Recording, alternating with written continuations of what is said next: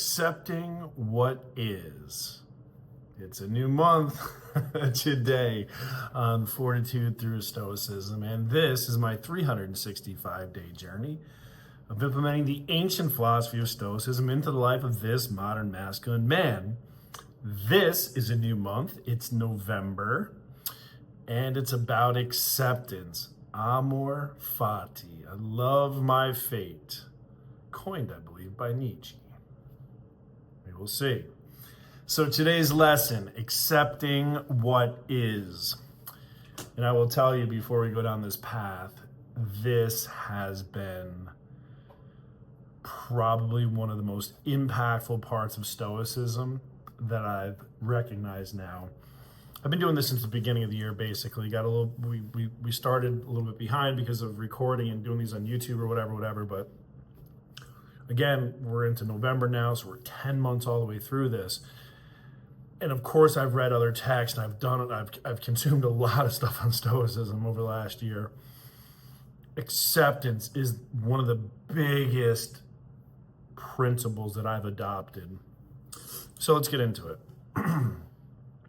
There's two quotes by Epictetus. The first, don't seek for everything to happen as you wish it would, but rather wish that everything happens as it actually will. Then your life will flow well. So what does this mean in the real world, real practical application of my life? I use travel because initially I was very frustrated. Delays, rude people, no room for luggage, shitty rental car situations, all the things, right? And I used to let it bother me. And then through Stoicism, I realized that it just is what it is. It's not a good flight or a bad flight. It's a flight. It's what it is. It's our perception of that thing. So I just accept the fact that, yeah, my travel's going to get delayed. Yes, I'm going to miss connecting flights. Yes, I'm going to get stranded in the middle of parking lots with no rental cars. All of those things absolutely are going to happen. I accept it. Once you accept it, I can't say you're happy about it when it happens. You're not like, fuck yeah, let's go. You're like, huh, what's for breakfast? I mean, it still sucks. But like, we don't live in that mental anguish of being there, complaining to everyone. And like, I giggle now because like, I hear someone affected by it and they want to tell every single person they come in contact with, right? So what that's like, it's like a cancer cell, right? Like, I remember my mom, where she had pancreatic cancer, but where it was touching the other organs, like all those other areas had cancer.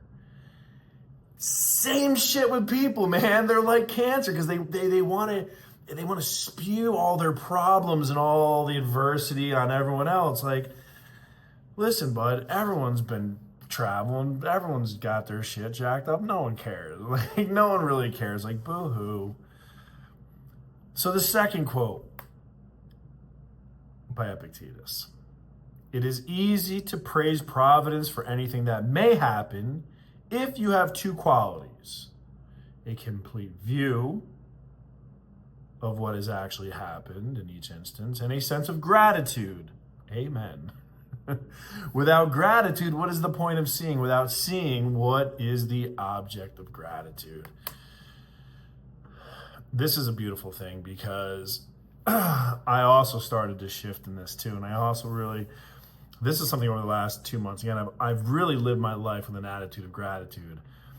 But I've noticed I've really started to pick out like imperfections in my projects. And I really started I don't want to say focusing on the negative, but focusing on the imperfect. And instead what I realize is, hey man, instead of being upset that maybe I didn't get the right intelligence from the analyst or whatever may have happened, be grateful that I have an incredible opportunity to change someone's life.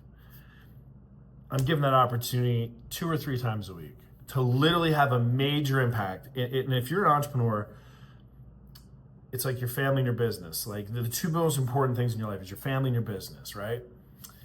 And a lot of times the family's affected by the business.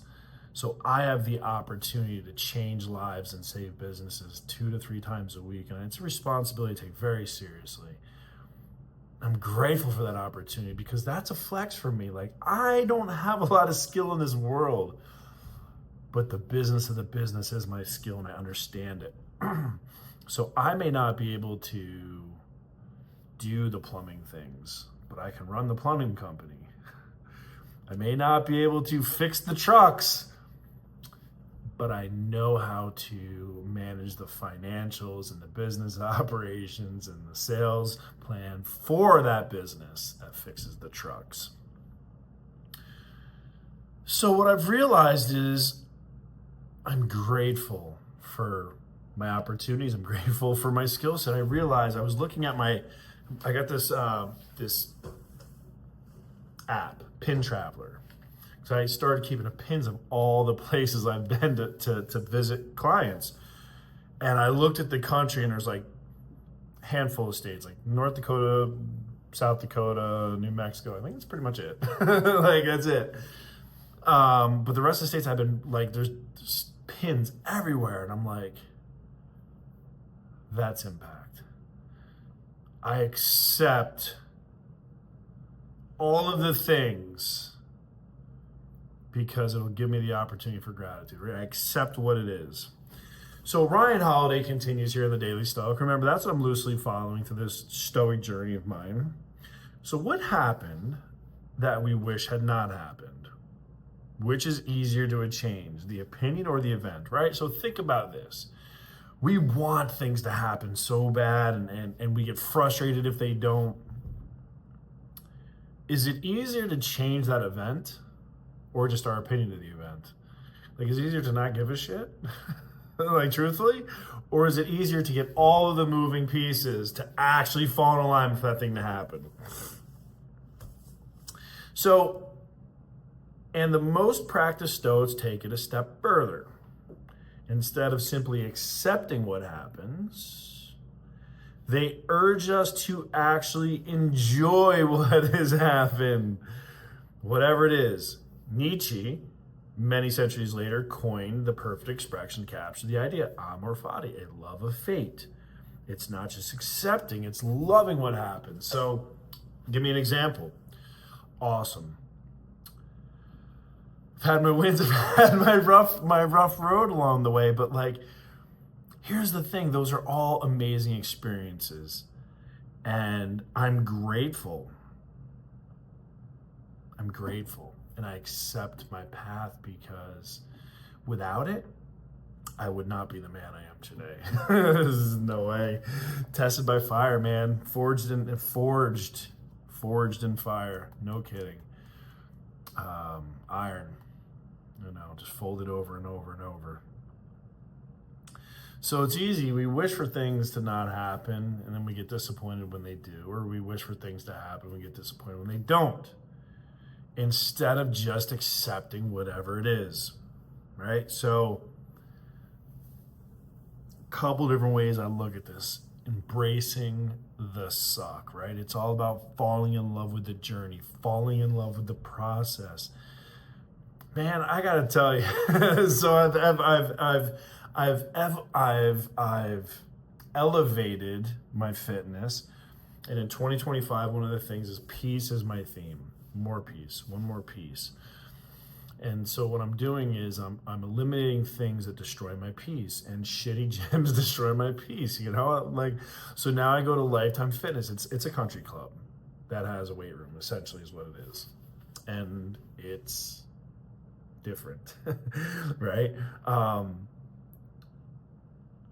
don't know why I was going down this road with this, but my point is I'm doing these things to put myself in a better place, because I go back to the quote, I don't need to set myself on fire just to prove that I can endure the pain. So I don't have to go jump in lava and accept the fact that I'm burned to bits, right? That's not how this works. I'm going to put my best effort forward, okay? I am going to be diligent about my efforts. However, when I shoot here, and if I go there, I have to accept that, right? I'm not just going to say, fuck it, whatever happens, happens. That's not what we're talking about here. What we're talking about is instead of fighting all the little things, we focus on the big thing. And then we accept our fate, whatever that may be. So, tomorrow, going into a massive, big project with just a tax return. I'm gonna have a business consultant with me tomorrow, just two of us. So I'm going in understaffed. It's a big project. And I don't have my full team. But I accept that, right? That's just what it is. That's what the hand I've been given. So I have to fill the void and I have to find a way to overcome. And I am going to give this project my all because I'm running this week and then I'm off. I'm heading to the Philippines. We're going to be recording this shit overseas. Then Thailand. And then wherever, Korea maybe. I don't know. We'll figure all this out. But I'm going on a walkabout. I'm going to accept my fate, whatever that may be. But I actually have gratitude for the wins and the losses because both are vital to shaping me for the man that I am. And on that, it's time for me to go to bed.